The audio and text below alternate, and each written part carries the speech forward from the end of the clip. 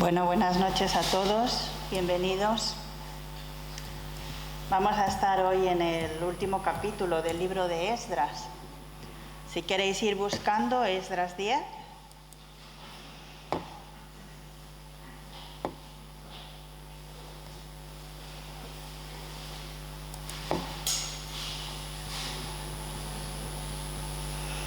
Aparte de este último libro, también haremos como un poco de conclusión, ya que es el último, de las doctrinas que podemos aprender de Dios en este libro. Yo lo he titulado este capítulo Viviendo bajo la voluntad de Dios. Cuando Esdras volvió del cautiverio, notó que el pueblo no estaba viviendo vidas santas y por eso pues los desafía al arrepentimiento y a la consagración. Entonces el pueblo vemos que renueva el pacto de santidad con Dios. Vamos a leer del 1 al 4, que vemos el arrepentimiento del pueblo. Mientras oraba Esdras y hacía confesión, llorando y postrándose delante de la casa de Dios, se juntó a él una muy grande multitud de Israel, hombres, mujeres y niños, y lloraba el pueblo amargamente. Entonces respondió Secanías, hijo de Yehiel, de los hijos de Elam, y dijo a Esdras: nosotros hemos pecado contra nuestro Dios, pues tomamos mujeres extranjeras de los pueblos de la tierra, mas a pesar de esto, aún hay esperanza para Israel. Ahora pues, hagamos pacto con nuestro Dios, que despediremos a todas las mujeres y los nacidos de ellas, según el consejo de mi Señor, y de los que temen el mandamiento de nuestro Dios, y hágase conforme a la ley. Levántate, porque esta es tu obligación. Nosotros estaremos contigo. Esfuérzate y pon mano a la obra. En este pasaje pues vemos que Esdras ora, ¿no?, y hace confesión del pecado a Dios, ¿no? Llama la atención la manera en que lo hace. Está llorando, postrándose, ¿no? Es como el cuerpo completamente extendido en el suelo, la cabeza tocando el suelo, ¿verdad?, delante del templo, de la casa de Dios. ¿Qué nos quiere decir esto? Pues que está muy triste, está abatido. La desobediencia del pueblo lo ha tocado muy profundamente, ¿no? Está completamente desplomado, con mucha humildad. Todo el pueblo se une a él, ¿no?, y llora amargamente, se contagian de lo que está diciendo Esdras, con un dolor también muy profundo. Secanías reconoce el pecado del pueblo y de su propia familia. Si vamos un momentito al 10:26, ahí se nombra tanto al padre de Secanías como a sus 5 tíos, en la lista de los que se han casado con mujeres extranjeras. Secanías pues reconocía de primera mano el problema. Su propia familia había caído en ello, ¿no? Y tenía conocimiento de que Esdras estaba diciendo la verdad. Lo que decía era cierto. Fijaos lo que dice Secanías: mas a pesar de esto, aún hay esperanza para Israel. Y dice que hagan un pacto con Dios, un compromiso, se comprometen para expulsar a las mujeres extranjeras, y anima a Esdras a que actúe. Esdras no estará solo, tiene el apoyo del pueblo. Si hacen eso, pues Dios perdonaría su pecado y lo restauraría. Aquí el problema es que el pueblo se ha casado con mujeres que no eran israelitas. Despedir significaba separarse, renunciar a los hijos. Era algo terrible, ¿no? En la genealogía de Jesús, en Mateo, por ejemplo, hay nombres de personas que tampoco eran israelitas. Por ejemplo, Tamar, Rahab o Ruth, ¿no? Entonces, ¿cuál es el problema? El problema era la idolatría, lo que conllevaba que ellos estuvieran en unión con pueblos que no eran el pueblo de Dios, ¿no? Los pueblos vecinos eran idólatras, tenían muchos dioses. Dios les había mandado a ser diferentes y adorar solo a Dios. No tendrás dioses ajenos delante de mí. Éxodo 23. Hoy en día quizá podemos pensar, "Ah, yo no adoro imágenes o cosas así, ¿no?". Pero también existe idolatría moderna. Idolatría no es solo adorar imágenes, también puede ser adorar al yo, lo que yo quiero, lo que a mí me gusta, lo que yo necesito. El yo siempre en el centro, ¿no? O, por ejemplo, el dios dinero, el dios consumismo, el dios de la tecnología. Puede ser un ídolo cualquier cosa que nos haga parte del Señor, ¿no? Lo que pongamos por encima de Dios, eso es idolatría. Puede ser posesiones, la carrera, relaciones, aficiones, deportes, entretenimiento, metas, fama, éxito, cualquier cosa que nos aleje del Señor, eso es idolatría. Hay algunas preguntas que nos van a ayudar para saber si hemos caído en idolatría. Como por ejemplo, ¿dónde paso mi tiempo? ¿Dónde gasto mi dinero? ¿Dónde encuentro mi alegría? ¿Dónde tengo siempre mi mente, ¿no? Fuimos hechos solo para adorar a Dios. Él es un Dios celoso. Éxodo 20:5. La idolatría despierta su enojo, su ira. Toda idolatría de uno mismo tiene los 3 deseos que encontramos en 1 de Juan 2:16. Porque todo lo que hay en el mundo, los deseos de la carne, los deseos de los ojos y la vanagloria de la vida, no proviene del Padre, sino del mundo. Cualquier cosa que nos aparte del Señor, pues eso es idolatría. Recordemos el primer mandamiento, el mayor mandamiento, ¿no? Ama al Señor, tu Dios, con todo tu corazón, con todo tu ser y con toda tu mente. El pueblo judío había regresado a la tierra prometida. Era necesario que siguiera la ley de una manera más estricta. Dios no acepta el divorcio. También va en contra de esto, ¿no? Pero el pueblo no siguió el mandamiento de no casarse con pueblos extranjeros. Eran 2 males, pero se decidió cortar con el que traería mayores consecuencias para el pueblo. Y era este, precisamente. Ahora vamos del 5 al 17, donde vemos el compromiso de expulsar a las mujeres. Entonces se levantó Esdras y juramentó a los príncipes de los sacerdotes y de los levitas y a todo Israel que harían conforme a esto, y ellos juraron. Se levantó luego Esdras de delante de la casa del rey y se fue a la cámara de Jonatán, hijo de Eliasib. E ido allá, no comió pan ni bebió agua, porque se entristeció a causa del pecado de los del cautiverio. E hicieron pregonar en Judá y en Jerusalén que todos los hijos del cautiverio se reuniesen en Jerusalén, y que el que no viniera dentro de 3 días, conforme al acuerdo de los príncipes y de los ancianos, perdiese toda su hacienda, y el tal fuese excluido de la congregación de los del cautiverio. Así todos los hombres de Judá y de Benjamín se reunieron en Jerusalén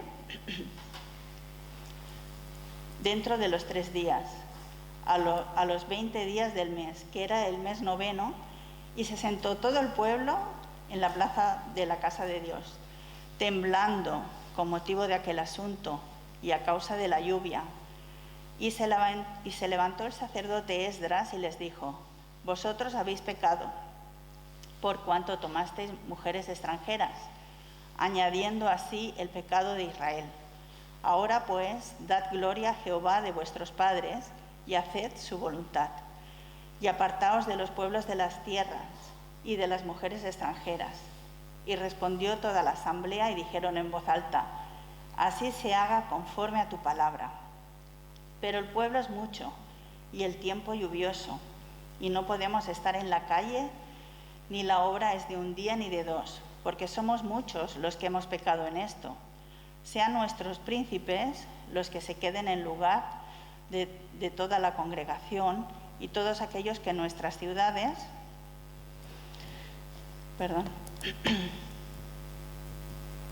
hayan tomado mujeres extranjeras, vengan en tiempos determinados y con ellos los ancianos de cada ciudad y los jueces de ellas, hasta que apartemos de nosotros el ardor de la ira de nuestro Dios sobre esto.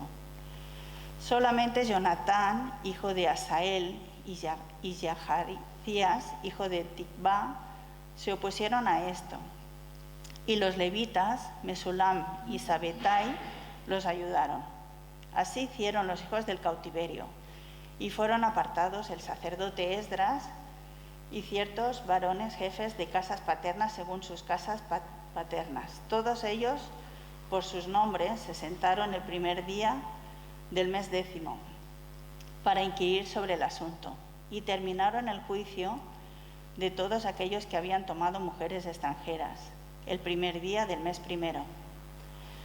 El plan era de Secanías, pero la responsabilidad de poner en marcha era de Esdras, porque era la autoridad.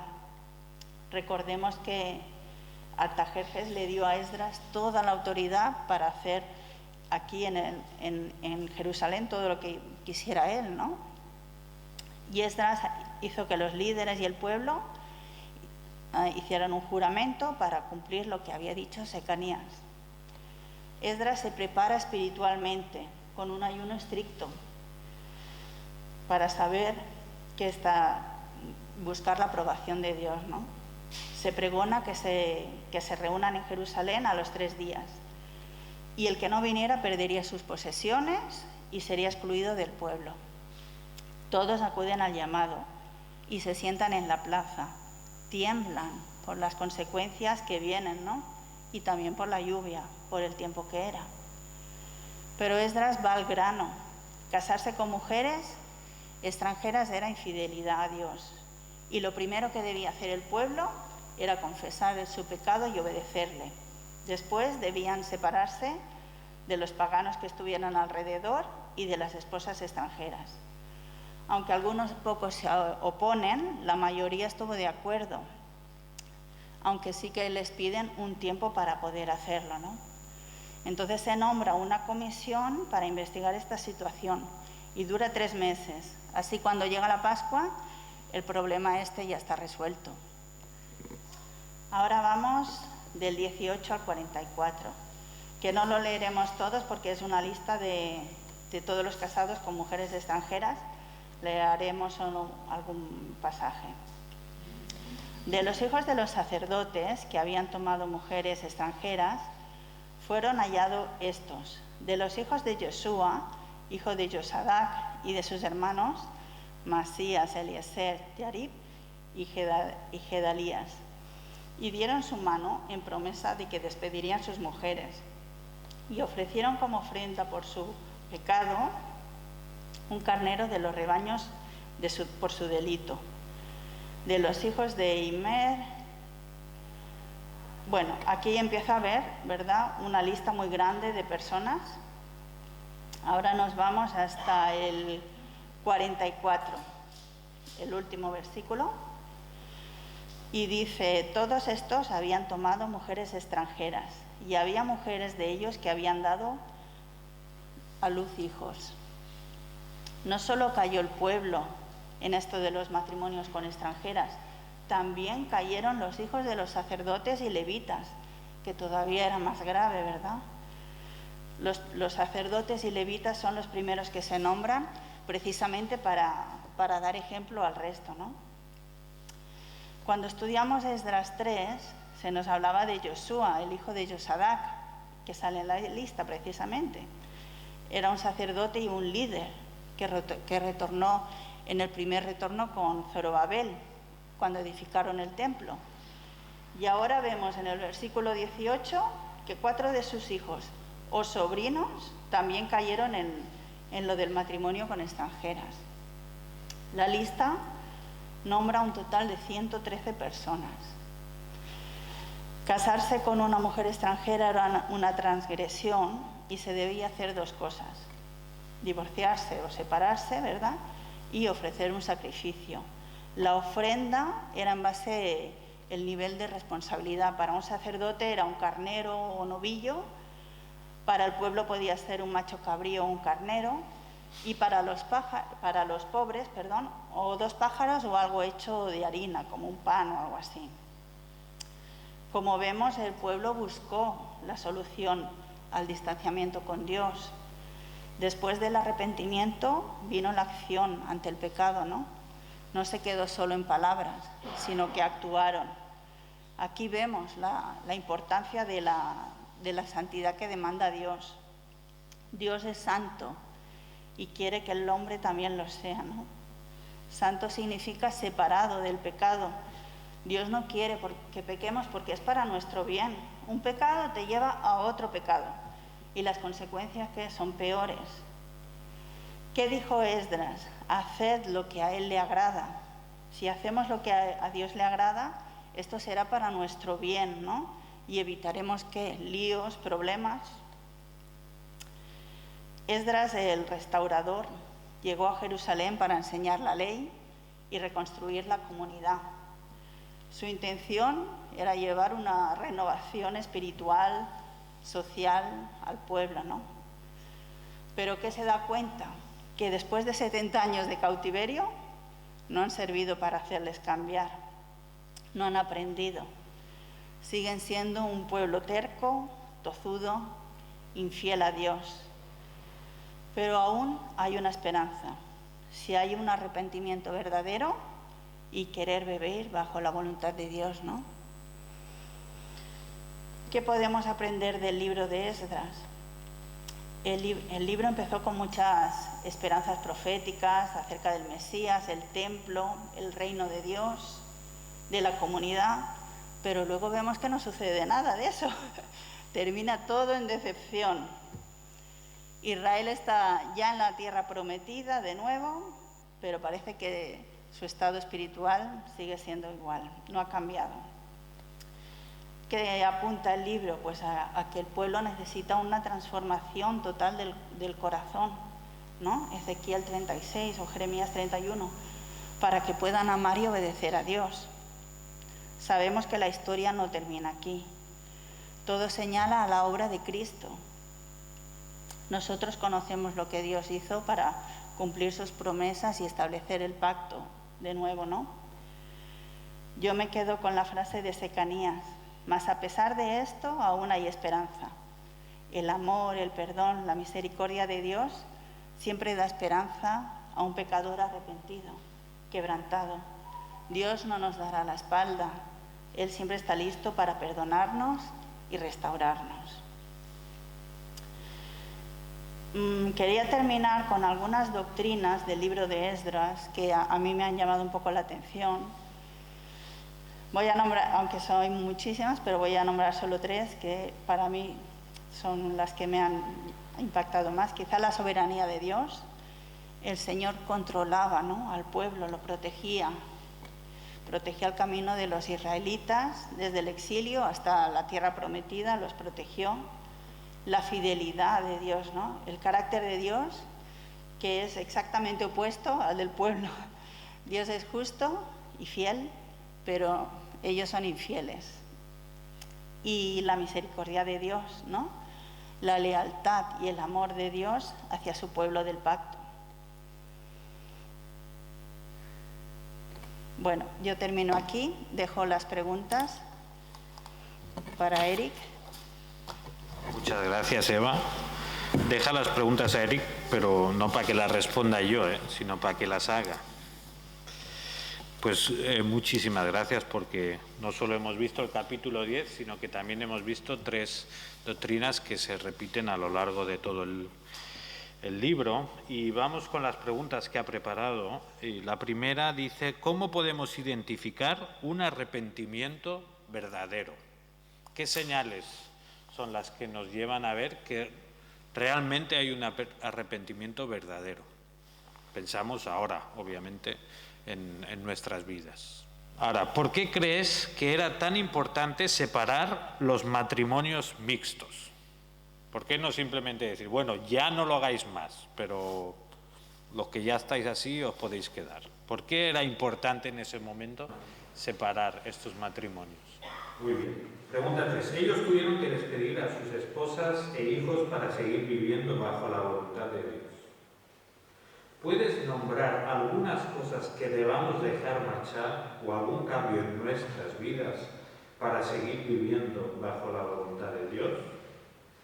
Ahora pasamos todos a mirarnos a nosotros mismos y qué es lo que yo tengo que dejar para vivir en la voluntad de Dios. Y ahora ya, pensando en global, en el libro de Esdras que acabamos en el día de hoy, ¿qué enseñanza te llevas de este libro? Si tuvieras que rellenar ahora una frase, ¿qué has aprendido en Esdras? ¿Qué pondrías?